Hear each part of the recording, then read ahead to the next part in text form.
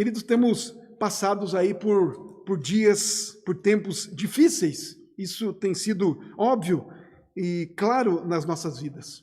Mas, além dessas questões que nos sobrevêm externas, há questões internas, há questões nossas, pessoais, que nos trazem aí dificuldades, que nos levam, por vezes, a cometer algum tipo de pecado, seja falando algo, seja fazendo alguma coisa que entristece ao Senhor, que vai contra a sua palavra, como também até mesmo em pensamentos.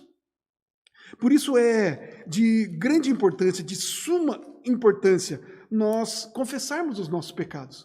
Nós temos alguns momentos de introspecção, onde elevamos a Deus os nossos pensamentos, onde colocamos ao nosso Deus algumas falhas, ou as nossas falhas, pensamentos, enfim, que temos. Por isso, para embasar, fundamentar esse tempo de confissão de pecados tão necessário, não apenas no momento de culto, mas no nosso dia a dia, na nossa vida comum. Tem um texto na palavra de Deus, no Salmo de número 86, os versos 1 ao 7, que nos impulsiona, que nos motiva, que nos faz lembrar que o nosso Deus é um Deus que ouve, um Deus que atende, um Deus que nos entende, é um Deus que perdoa os nossos pecados quando de fato o invocamos, quando confessamos a Ele. O Salmo de número, então, 86, 1 a 7, ele nos diz assim: Inclina, Senhor, os ouvidos e responde-me, pois estou aflito e necessitado. Preserva minha alma, pois eu sou piedoso. Tu, ó Deus meu, salva o teu servo que em ti confia. Compadece-te de mim, ó Senhor, pois a ti clamo de contínuo. Alegra a alma do teu servo, porque a ti, Senhor, elevo a minha alma. Pois tu, Senhor, és bom e compassivo, abundante em benignidade para com todos os que te invocam. Escuta, Senhor, a minha oração e atende à voz das minhas súplicas no dia da minha angústia. No dia da minha... Escuta, Senhor, a minha oração e atende à voz das minhas súplicas. No dia da minha angústia, clamo a ti, porque me respondes. Vamos orar, então, por alguns instantes, silenciosamente, confessando, então, ao Senhor, ao nosso Deus, que quando o invocamos e quando falamos com Ele, Ele ouve e Ele atende e Ele perdoa, pois é Deus misericordioso, amoroso e perdoador. Vamos orar então silenciosamente por alguns instantes.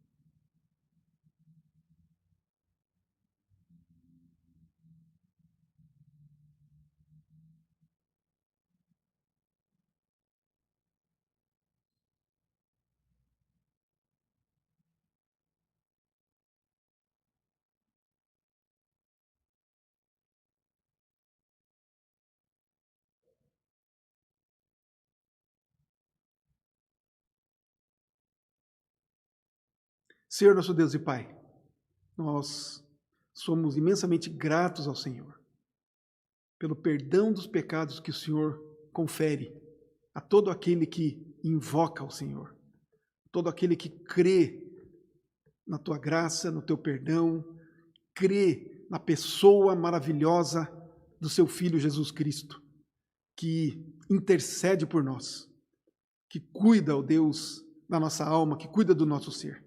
Nós te engrandecemos o nome, ó Deus, pois és Deus perdoador, Deus misericordioso e amoroso, a quem podemos nos achegar por causa de Cristo Jesus e chamarmos de Pai. Bendizemos-te, ó Deus, por tanta graça, por tanto amor, por tanta misericórdia. É assim, ó Deus, que nos colocamos diante do Senhor, gratos porque o Senhor nos ouve e atende-nos segundo as tuas muitas misericórdias. É assim, ó Deus, então, que expressamos, manifestamos, que declaramos as nossas mais profunda gratidão ao Senhor. Louvado seja o teu santo e bendito nome. E ainda pedimos, Pai, que não nos deixes cair nas tentações, não nos deixes, ó Deus, pecar e cometer os mesmos erros e falhas e iniquidades que acabamos de confessar ao Senhor. Nos livra, portanto, Pai, de todo esse mal. Ajuda-nos nisso, ó Deus, também é a nossa oração, com toda a nossa gratidão, no nome do nosso Senhor Jesus.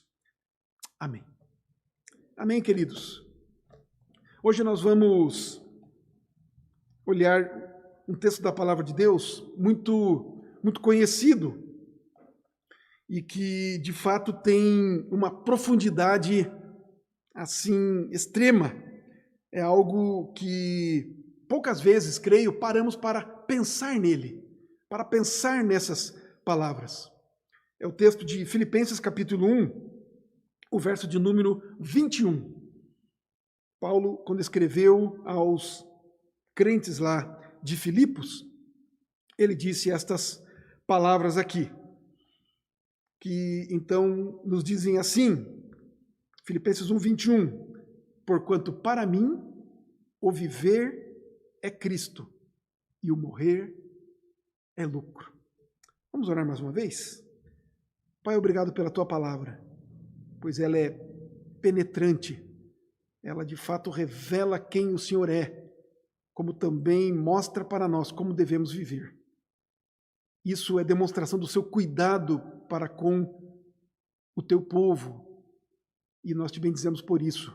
Agora pedimos também, ó Deus, que o Senhor nos ilumine, para que possamos compreender esta palavra, e ela faça parte das nossas vidas, e transborde o Senhor através do nosso viver, dos nossos atos.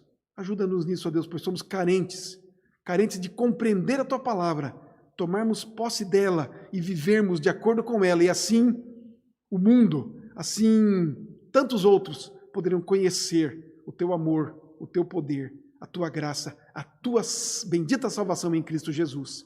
É a nossa oração, no nome dele que fazemos. Amém.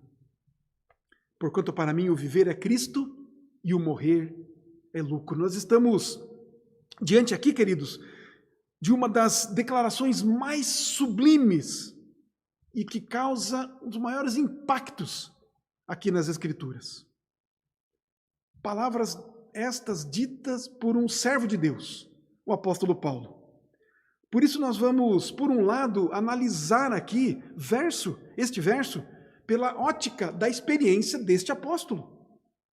Um homem verdadeiramente reconhecido como um homem de Deus.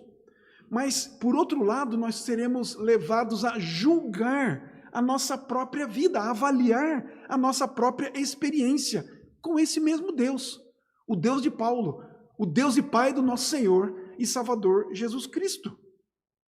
Primeiramente aqui, então, queridos, o apóstolo Paulo, nesta carta, e o que já o fez, o que o motivou a escrever esta carta, o apóstolo Paulo ele é confortado pelos filipenses quando ele soube do interesse dos crentes de Filipos e a preocupação que esses crentes tinham com ele, por ele estar preso em Roma.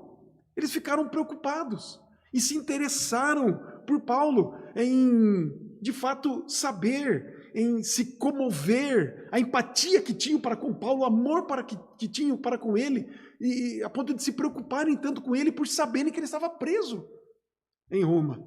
E então, a partir do versículo 12 aqui deste capítulo, Paulo vai dizer para eles que a prisão dele em Roma, antes de ser um motivo de tristeza, era motivo de alegria. Pois a prisão de Paulo foi um dos motivos para o avanço do Evangelho. E disse mais, aqui no versículo 20, dá uma olhadinha ali, ó.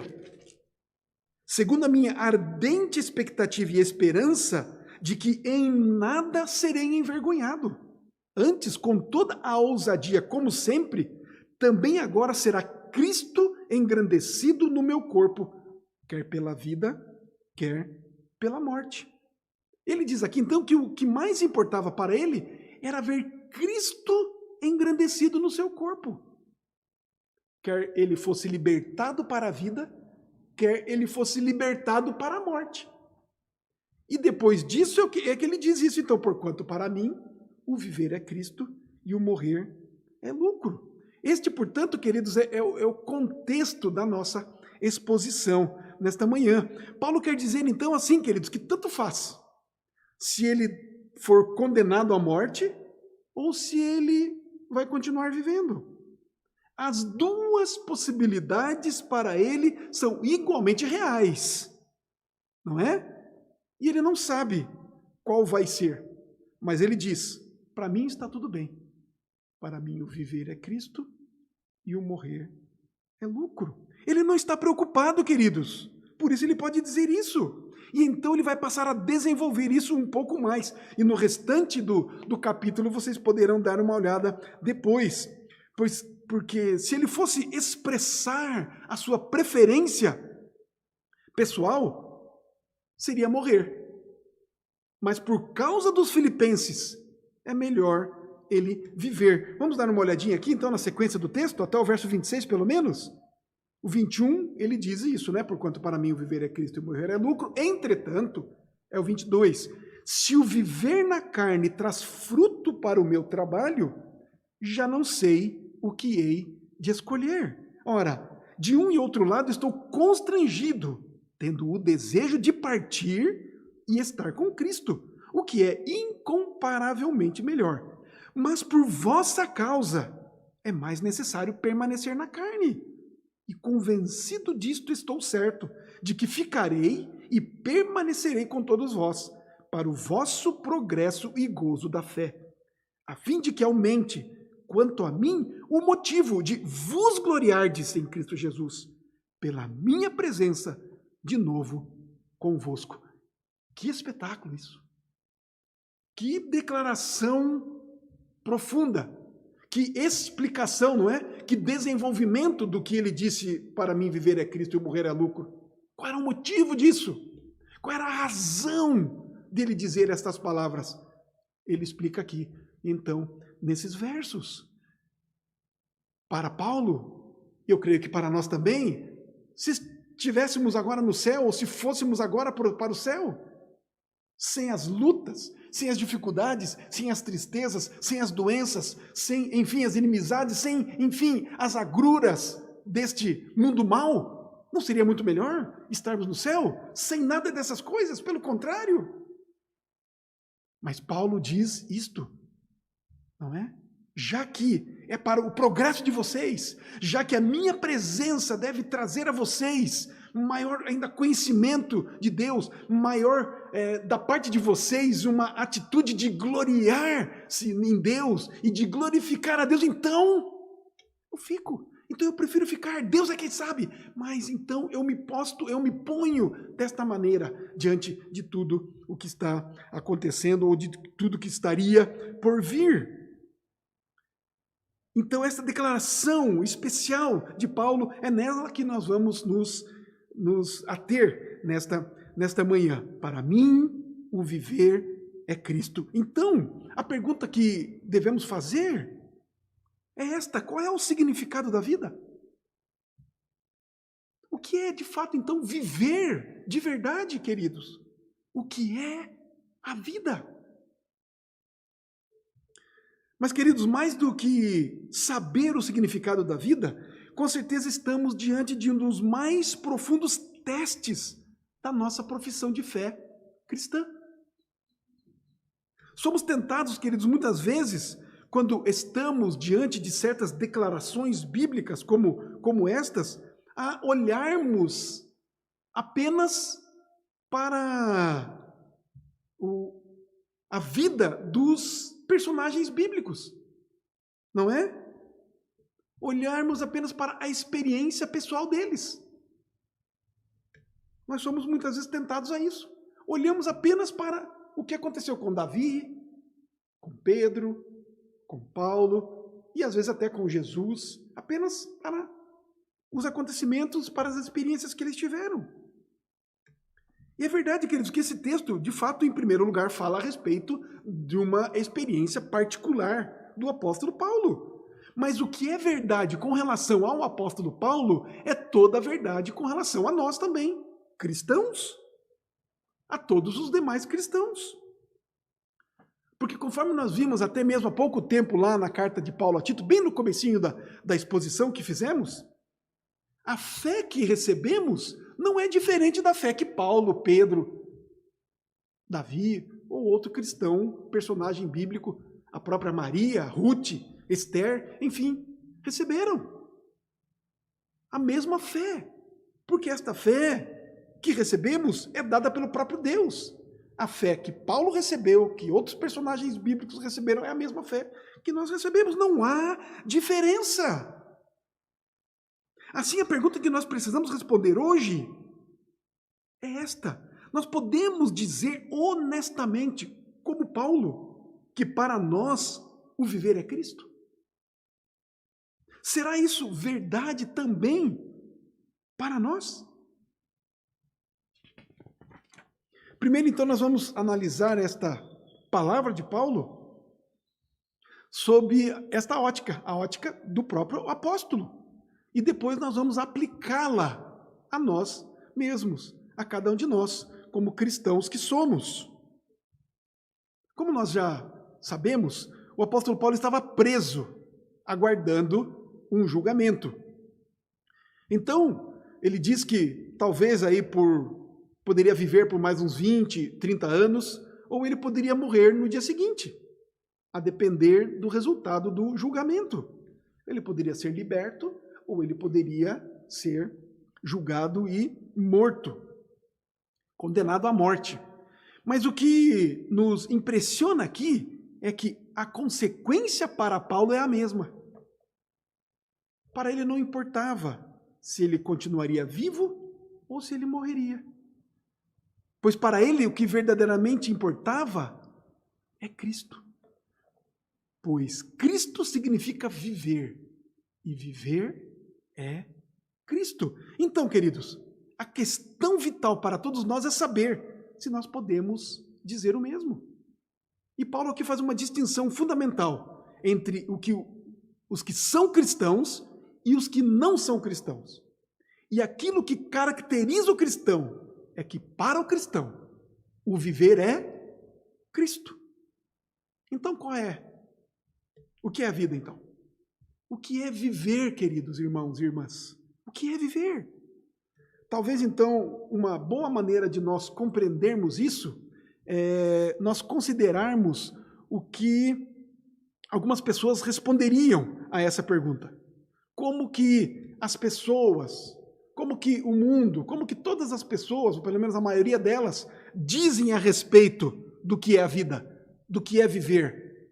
Se nós saíssemos aí pelas ruas, ou mesmo aos nossos queridos parentes, enfim, e perguntássemos, o que é a vida para você?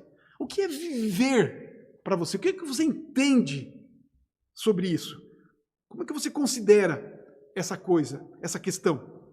Muitas pessoas, então, em primeiro lugar, nós vamos poder observar nas suas respostas, e até mesmo na maneira que elas vivem, muitas pessoas nunca pensam sobre o real significado da vida.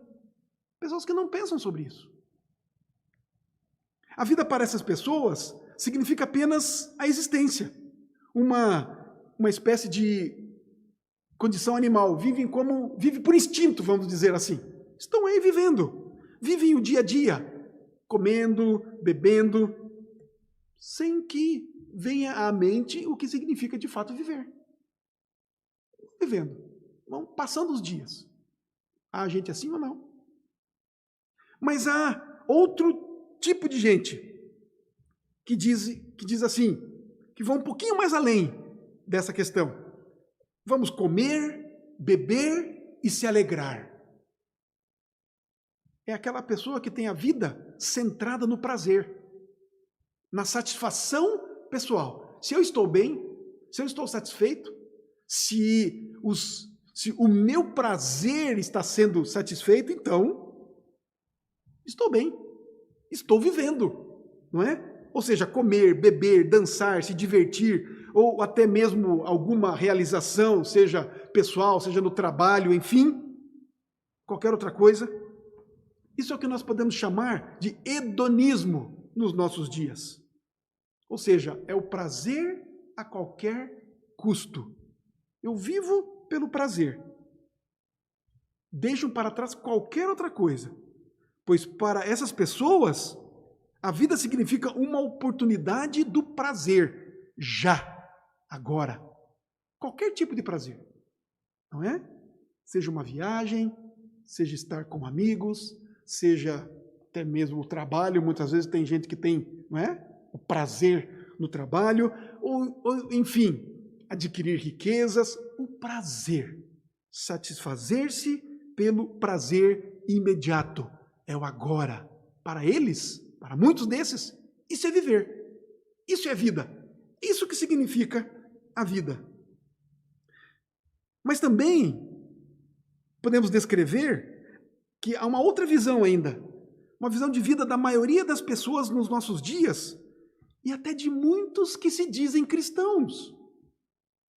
E aqui nós precisamos pensar também a respeito disso, porque tem muito a ver com a vida cristã que se vive nos nossos dias também. Vida cristã não é?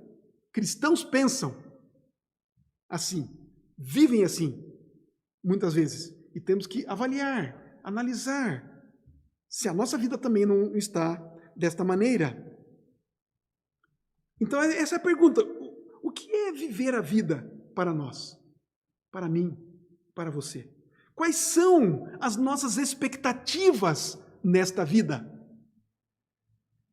Não é verdade que muitos de nós teríamos de confessar que a nossa família, a nossa casa, o nosso trabalho, os nossos amigos, as nossas atividades na vida significam tudo para nós? Admitimos ou não que o nosso prazer, o nosso desejo, mais do que obrigação, e é para isso que trabalhamos, nós nos especializamos, é porque amamos demais os nossos queridos e eles significam tudo para nós? É ou não é neles que muitos de nós nos realizamos?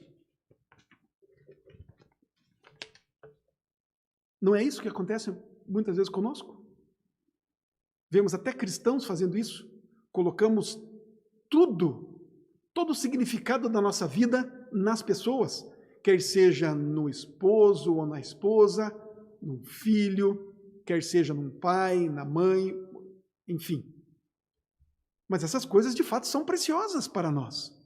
Mas elas muitas vezes se tornam a coisa principal, primordial por vezes. E quando essas coisas são tiradas de nós, a nossa vida, o nosso mundo, entra em colapso, entra em parafuso, e parece que não temos mais nada. Não é assim que vemos? Não é assim que vemos no mundo? E por vezes vemos, até mesmo na vida dos cristãos, quando perdemos algum familiar, algum ente querido, quando perdemos um filho, perdemos a esposa, quando perdemos um pai, parece que o mundo acabou. Parece que ficamos sem chão, sem base, sem fundamento. Mas, queridos, a pergunta é essa: mas e a vida para o cristão? O viver para o cristão, queridos, e tomar muito cuidado agora no que eu vou dizer. E preste muita atenção para não soar, ou para que você não compreenda que eu esteja sendo irreverente aqui. Eu, de forma alguma, quero ser irreverente, mas quero que você entenda. O viver para o cristão não significa nem mesmo Deus. Aí você pode ficar aí impactado com uma palavra como essa, né? Mas um exemplo que eu quero dar com relação a essa afirmação e mostrar para vocês que não estou sendo de forma nenhuma aí irreverente. Preste atenção nisso. Um judeu ou um muçulmano pedem ou podem honestamente dizer que a vida deles significa Deus. E há muitos no mundo que podem dizer que Deus é o centro de suas vidas. Até mesmo cristãos. Se nós sairmos perguntar por aí para cristãos e perguntar para eles qual é o significado da vida, ou qual é o centro da sua vida, ou o que você mais admira na vida. Eles vão dizer Deus. Muitos vão dizer Deus. Mas Paulo, não é isso que ele diz aqui nesse verso 21. O que ele diz aqui com relação à vida? Porquanto para mim, o viver é Cristo, e o morrer é lucro. O que ele diz aqui é especificamente que o que difere um cristão de um ser humano comum, o que difere o cristão de um outro cristão, podemos dizer assim, se é que podemos dizer assim, para mim viver é. E o apóstolo Paulo responde, o quê? Cristo. Queridos, nós não podemos ter sequer um relacionamento com Deus se não for através de Cristo. Nós não podemos dizer que Deus é tudo para nós se não dissermos isso, se não vivermos isso por meio, por intermédio de Cristo. É isso que Paulo está querendo dizer aqui. Nem Deus somente, o Pai, mas Cristo, o Filho, é isso que ele diz aqui. Portanto, queridos, não são os nossos interesses pessoais, não são as nossas atividades familiares, ou até mesmo as nossas atividades religiosas, ou qualquer outra coisa. Para mim, para Paulo, para todo o cristão verdadeiro, o viver é Cristo. Sem Cristo, irmãos e irmãs, não há relacionamento com Deus. É simples assim. E por outro lado, profundo. O que Paulo quer dizer realmente com isso? Que para ele o viver é Cristo. Ele está falando de amor. Ele está falando de conhecimento, de relacionamento. Ele está falando daquela reconciliação que ele teve com Cristo. De uma amizade refeita por Deus, com ele, por meio de Cristo. O que ele está dizendo aqui então, queridos, que como que se a resposta correta de Paulo fosse o amor. É isso que ele está dizendo. Ele quer dizer que a coisa suprema da vida, a única coisa para a qual e pela qual ele vive, a única coisa sem a qual a vida seria para ele inútil e sem sentido, é o amor de Cristo por ele, é o amor por Cristo, dele para Cristo, é o amor a Cristo. Ele quer dizer que Cristo controla a vida dele por completo. O que Paulo está realmente dizendo sobre si mesmo é que ele está apaixonado por Cristo, que ele o ama, e como sempre se pode dizer do amor, o seu amor a Cristo o domina e controla a vida dele toda. Paulo, quando diz assim, porquanto para mim o viver é Cristo e o morrer é lucro, ele diz, é para isso que eu vivo. E ele diz isso com uma convicção e profundidade impressionantes. Por isso voltamos a perguntar. Pergunto para mim, pergunto para você, pergunto para todos nós, o que é a vida? Uma boa resposta, queridos, é que a vida consiste naquilo que nós fazemos. Paulo está preso. E ele diz para si mesmo, pode ser que eu viva mais 10, 20, 30, 40, 50 anos, enfim, o que isso vai significar? Se eu permanecer vivo todo esse tempo, o que eu vou fazer durante esse tempo de vida que eu vou ter ainda? Se eu for liberto, o que eu vou fazer da minha vida se eu for livre desta prisão? Se eu não for morto, não é? Se eu não for julgado e ter ali a pena de morte? E para nós, queridos, isso pode significar também, hoje, mas quantos anos de vida temos? Quantos anos de vida será que nós temos? Não sabemos, não é mesmo? Mas se tivermos, o que vamos fazer com os anos que temos? O que a vida vai significar para nós? Queridos, a vida consiste no que nós pensamos, nos nossos interesses e no que nós fazemos. Vamos lembrar, queridos irmãos e irmãs, assim como Paulo, que a vida não significa apenas comer, beber, levantar, trabalhar, enfim. Não é isso que Paulo quer dizer que significa a vida. Para Paulo, a vida não significava isso. Vida tem que ter um significado, um propósito. E Paulo, então, aqui está se referindo a coisas que dão real significado à vida. Ele está se referindo a como nós passamos a maior parte do nosso tempo. Especialmente quando nós estamos, vamos dizer assim, de folga. Quando estamos no nosso lazer. O que nós pensamos? O que nós fazemos? O que nós lemos? O que nós assistimos? O que nós pesquisamos na internet? Por exemplo, isso é um teste muito bom, um teste muito certeiro, um teste muito perscrutador, palavrinha difícil essa, né? O que fazemos quando não estamos fazendo nada? O que pensamos? E naturalmente essa característica do amor é que sempre pensa sobre o objeto do seu amor. Não é isso? E quer queiramos ou não, isso é verdade a respeito de cada um de nós. É por isso que esse texto vem com esse teste, ou vem com um teste. Mateus 6, 21. O próprio Senhor Jesus diz isso. Onde está o teu tesouro, aí estará também o teu coração. Onde está o teu tesouro? Onde está aquilo que você ama, o objeto do seu amor? Ali vai estar o teu coração. Em o que nós estamos pensando, queridos e queridas? Irmãos e irmãs, quais são os nossos verdadeiros interesses? Qual é o assunto que mais nos preocupa? Bem, para Paulo, era Cristo. Foi sempre Cristo. No centro de tudo estava Cristo. Irmãos, amar é expressar os nossos sentimentos, as nossas emoções e dar vazão aos desejos que estão dentro de nós. Isso é demonstrar amor. Isso é amor. Olha, dê uma olhadinha ali o que Paulo fala no capítulo 3, um pouquinho adiante aí em Filipenses.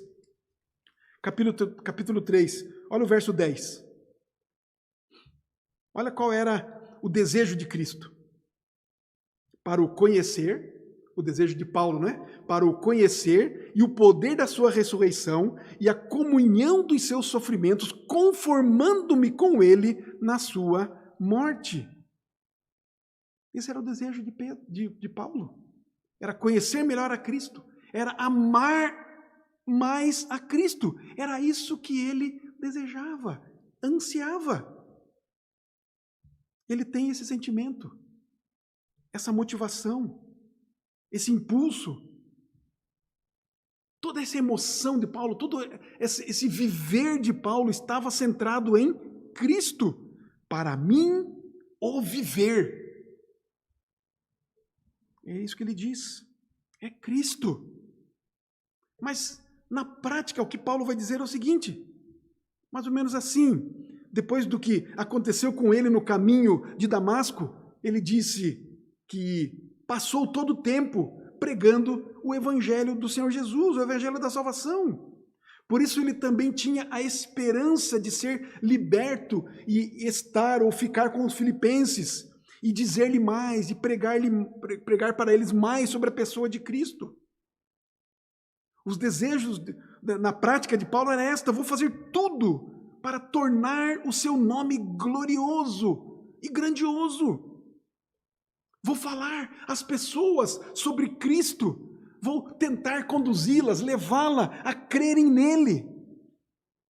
É isto, diz Paulo, que eu vou fazer até o dia da minha morte. Viver, então, é atividade. Nesse sentido. E especialmente para Paulo. E para todo cristão verdadeiro, é Cristo. Mas outra coisa que é verdade também, querido, sobre a vida, é que as coisas nos acontecem na vida, não é? não dependem só, a vida não é apenas aquilo que fazemos, mas é aquilo que acontece também nas nossas vidas. Nós não apenas fazemos algumas coisas, mas algumas coisas acontecem conosco, faz parte da vida. E Paulo nos diz aqui, nos versos 12 ao 30, que algumas pessoas estavam tentando prejudicá-lo, afligi-lo ainda mais, enquanto ele estava preso. Falavam dele, pois pregavam a Cristo por inveja. Ele conta isso na carta para nós, não é? Mas ele, porque entendeu o que é viver por Cristo e para Cristo, ele não se abalou com isto. Pelo contrário, ele analisou a situação à luz de Cristo. O que nos acontece, queridos? O que acontece no mundo? Que coisas acontecem que vêm para nos atacar, nos ofender, nos afligir? Devemos nós, como cristãos, fazer que nem Paulo, olharmos, avaliarmos a situação à luz de Cristo. O que Cristo faria? O que Cristo pensaria? O que Cristo deixou para nós? O que a Bíblia nos ensina? Como reagir às questões que nos acontecem, que nós não temos controle? Paulo não se abalou com as questões que estavam falando contra ele. Ele disse: eu não me importo comigo. O que importa é que estão pregando a Cristo neste caso específico. E por isso muito me alegro. Não importa se eles estão pregando por inveja, por porfia. O que importa é que eles estão pregando a Cristo. Para mim, o que importa é o nome de Cristo ser glorificado, exaltado, proclamado. É nisto que eu me alegro. Muito me alegro. O que ele quer dizer, então, queridos, que em Cristo ele foi liberto da escravidão das coisas que acontecem. Ele não é mais uma vítima das circunstâncias ou até mesmo do acaso. Por isso que ele diz no capítulo 4, dê uma olhadinha aí, um pouquinho mais adiante, aí em Filipenses, capítulo 4, no versículo 11. Digo isto não por causa da pobreza, porque aprendi a viver contente em toda e qualquer situação. Veja o contexto que ele disse essa palavra no versículo 10. Alegrei-me sobremaneira no Senhor, porque agora, uma vez mais, renovastes a meu favor o vosso cuidado, o qual também já tinhais antes, mas vos faltava oportunidade. Paulo está reconhecendo aqui o favor dos filipenses que lhe cuidaram, que lhe assistiram, que lhe deram ofertas. Mas ele diz aqui, digo isso não por causa da pobreza. Em primeiro lugar, ele diz, perceberam? Alegrei-me sobremaneira no Senhor. Porque, mais uma vez, vocês tiveram cuidado comigo. Mas eu não estou dizendo isso, diz ele, por causa da pobreza. Não é? Porque ele aprendeu, diz aqui, a viver contente em toda qualquer situação. Ou seja, o que ele está querendo dizer é o seguinte, eu dependo, estou debaixo da graça, do favor de Deus. Se eu tenho recursos, estou feliz, porque eu aprendi a viver com os recursos. É importante aprendermos a viver com os recursos, a darmos glória a Deus, a sabermos usar e sermos bons mordomos daquilo que Deus nos dá. Mas também estou contente, e fiquei contente porque aprendi a viver na escassez, a passar fome, nudez. Então esse não é a questão. O fato é isso. Eu aprendi a viver contente, porque para mim, o viver é Cristo, e não as coisas, e não as pessoas. Queridos, concluindo, quanto ao amor e à vida, é que todos nós desejamos satisfação. E há certas coisas que são essenciais e que nós procuramos nesta vida, todos nós, não é isso? É fato. Nós buscamos paz, alegria, felicidade, buscamos essas coisas, não é? Buscamos satisfação através dessas coisas, não é isso? Mas o que nós vemos aqui nesse texto, o que nós vemos na vida do apóstolo, é que Cristo satisfez a Paulo completamente. Para mim, o viver é Cristo e o morrer é lucro. Cristo satisfez o seu intelecto, o entendimento que ele tinha e teria das coisas, da vida. Cristo o satisfez. Cristo os satisfez os seus sentimentos, os seus desejos. Toda a necessidade que Paulo teve na vida, Cristo o satisfez plenamente. Lembra-se o que estudamos semana passada? Do espinho na carne? A minha graça te basta. Paulo entendeu isso. É isso que ele quer dizer. É isso que ele quis dizer aqui. Para mim, o viver é Cristo. A minha graça me basta. Melhor, né? O texto de Deus para Paulo, né? Cristo para Paulo. A minha graça te basta. Paulo estava satisfeito em Cristo, na sua graça. Queridos, nós podemos dizer a mesma coisa? O que faz de alguém um cristão é Cristo. Não é a membresia de uma igreja. É importante. Devemos, sim, participarmos da comunidade da fé. Somos um corpo em Cristo.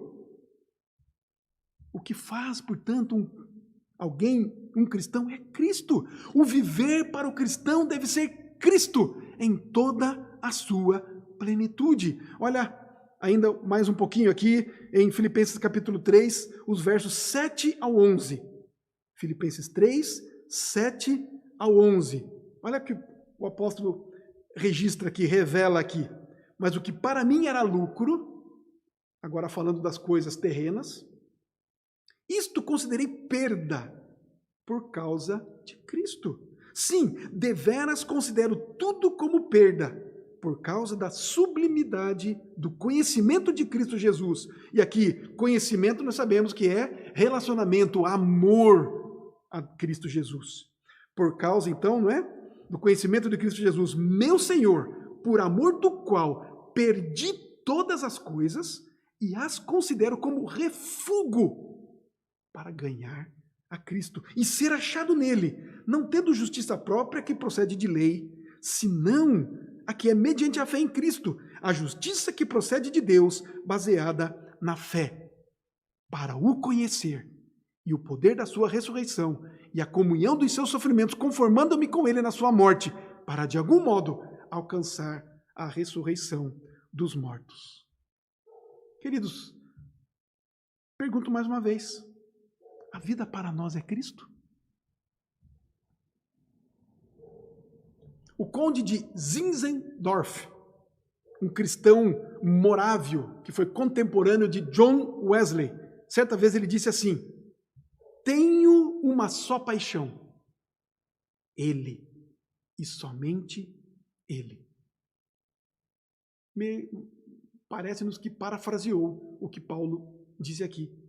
Para mim, o viver é Cristo. Queridos, se todos nós tivéssemos esse mesmo amor, essa mesma paixão por Cristo, como seriam diferentes as coisas? Como a nossa vida seria diferente, não é mesmo? Meditemos, portanto, queridos, em Cristo. Oremos para que o Espírito Santo de Deus revele Cristo para nós. Supliquemos por esta grande bênção. Gastemos tempo com isto. Deixemos-nos que esta verdade tome conta de nós, controle a nossa vida, nos absorva. Deixemos, queridos, que essa verdade ocupe o lugar central da nossa vida, da vida de cada um de nós. Façamos tudo, queridos, que nós pudermos para conhecermos a Cristo cada vez mais e melhor, para conhecê-lo mais, para amá-lo cada vez mais. E possamos dizer, e possamos viver como o conde de Zinzendorf, como o apóstolo Paulo, não é? Tem uma só paixão, Ele e somente Ele. Para mim, porquanto para mim o viver é Cristo e o morrer é lucro. Que seja assim, em nome de Jesus. Amém? Vamos orar? Deus de amor, de graça e de bondade, te louvamos e bendizemos por esta palavra, Pai, que de fato impacta o nosso coração, a nossa alma.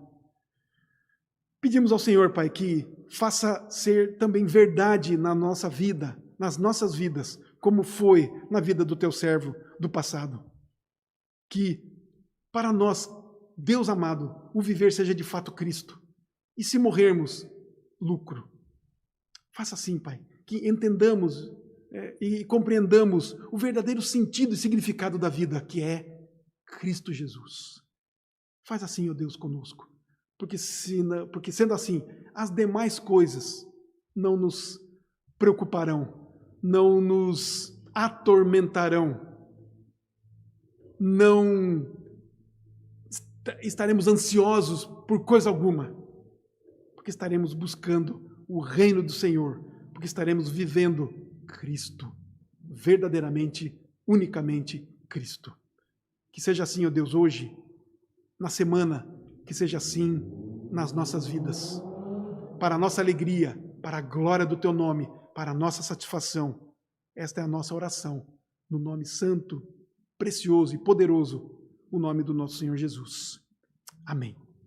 Que a graça do nosso Senhor e Salvador Jesus Cristo, o amor de Deus, o nosso eterno e amado Pai, que a presença, as virtudes, as consolações do Espírito Santo de Deus estejam conosco, o povo de Deus aqui, e espalhado por toda a terra, hoje e para todo sempre. Amém. Uma boa semana a todos, na graça e na paz do nosso Deus. Amém, queridos?